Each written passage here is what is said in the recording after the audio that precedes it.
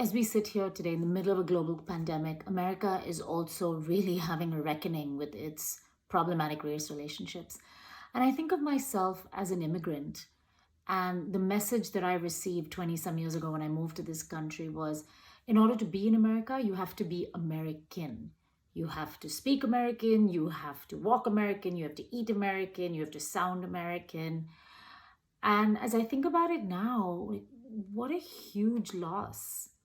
And the onus is on us immigrants as well, because we are so ready to come to the promised land and, live the American dream and make all this money that we are very willing to forsake our own cultures, our own languages.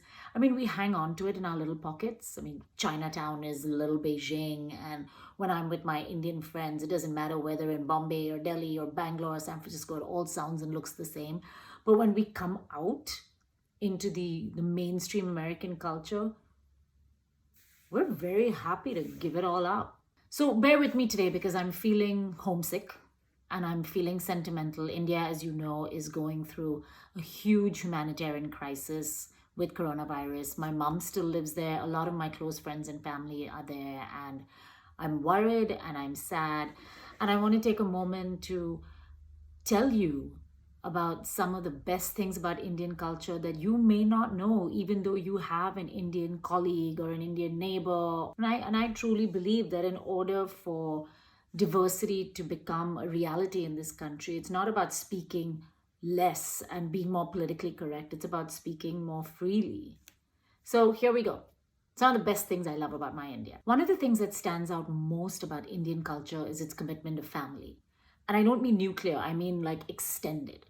I mean, your aunts and uncles are as important to you as your own parents, and your nieces and nephews are the same as your children. And when your fathers, brothers, kids, wives, cousins, nephew calls and says they're going to be in town for the night, they're coming over for dinner. There's no question. We grew up with cousins, with lots of them in and out of our households, and we share those stories, and it means that you're never alone. And there is something really, really beautiful about that eating at home thing. Indian hospitality is second to none. You feel it in our hotels, you feel it anywhere you go. You are invited into people's homes. It's a matter of pride to feed guests from our own kitchens. Even in this modern day, and for people like me who can't cook for shit, when we meet somebody, when we want to extend our hearts to them, we open our homes to them. And that was something that struck me a little bit about American culture, is that you didn't see the inside of somebody's home until you'd known them for years. It was like, it's like getting to third base or fourth base or however you want to equate it. But that's not the case in India. Home is where the heart is, and that's where we invite you in first. It really lets you in a little bit closer and forges a more personal relationship. India is synonymous with color. Our food, our clothes, our festivals, our fabrics. It's why Bollywood is so popular. My birthday is kite flying day in India, and the sky is dotted with kites of all different colors and shapes and fabrics. And who the hell has a kite flying day? But we take our festivals very, very seriously. And in Hindu culture, it's great that we have so many gods because we have a festival for every god. But it's the same whether you're Muslim or you're Christian. The festivals are a time to celebrate. They're for families to come together. They're less about material and more about people and color and food. It's always about food. And why we celebrate certain festivals on certain days and why we engage in certain rituals and traditions is very, very important and often very scientific, if that's what matters to you. The Hindu calendar is linked to the lunar and the solar. We often celebrate in keeping with the cycles of the seasons. These are things as immigrants we should know and we should be willing to pass on. And everyone is included. India would not know political correctness if it hit it on the fucking head. And often I think that's a really good thing, because conversations are open, they're freer, they're more fun, and people just don't spend half their lives being offended. Which brings me to tolerance. Growing up as a Hindu girl in Bombay, my closest friends were Muslim, Christian, Parsi, Sikh, Jain. I mean, we celebrated Christmas, we celebrated Eid, we celebrated Diwali. What better education for a child? And I think in any country, Divisions are political. India is doing it to itself now. We let the British do it to us. Certainly, it's what's going on in America. But if you go through the towns of India and you look into those homes and kitchens that I referred to earlier, people are just treating each other as human beings. And that's not to be taken lightly or to be given up.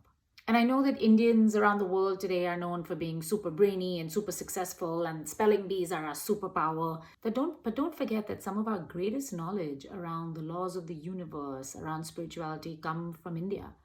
Karma, dharma, kismat, yoga, all these concepts that now sort of are everyday mainstream in America are all Indian in their origins, in their practice, in their nature. And as an Indian, if I don't respect those roots, how can I expect anybody else to? I must also tell you, and I'm very sorry if I'm the one to break this to you, but chicken tikka masala is not actually an Indian dish. It doesn't exist in India. And maybe I subconsciously created this whole video about India just to slip that in there, but it's time you knew. I jest, of course, but I think my point for this entire video is more to us immigrants.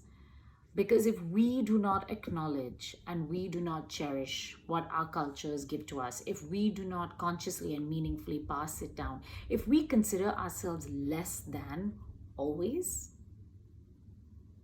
then how can we fault anybody else for not valuing, cherishing, or accepting us for who we are? So the next time I'm sitting at an Indian restaurant eating with my hands, which is how you're supposed to eat Indian food, and I get weird, confused looks from the white kid sitting across the table from me, you best believe that I'm going to invite her over to try it my way before I pick up a spoon and fork. Just a thought, a metaphor maybe. Cheers.